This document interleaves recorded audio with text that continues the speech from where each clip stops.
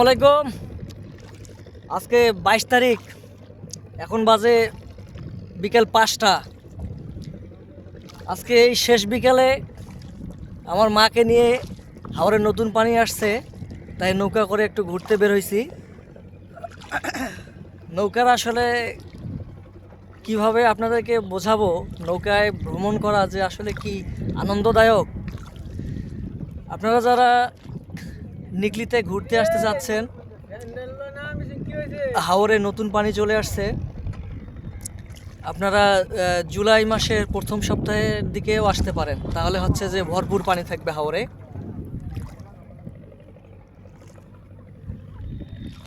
একটা ডিঙ্গি নৌকা নিয়ে, এটা একটা ছোট একটা নৌকা। এই যে ভাই আমাদের হচ্ছে যে বৈঠা বাইতেছে।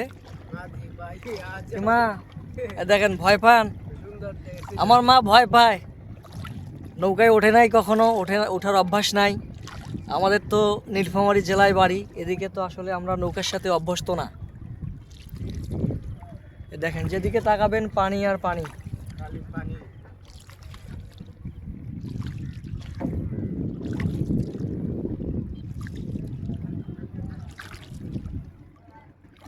পাশে একটা নৌকা ইঞ্জিন বন্ধ হয়ে আছে।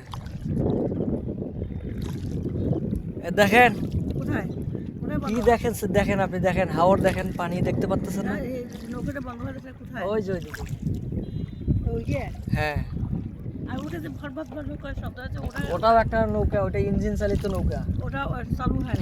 ওটা ইঞ্জিন চালু আছে, ইঞ্জিন দিয়ে চলে গেল। দাঁড়িয়ে আছে না, চলে যাচ্ছে।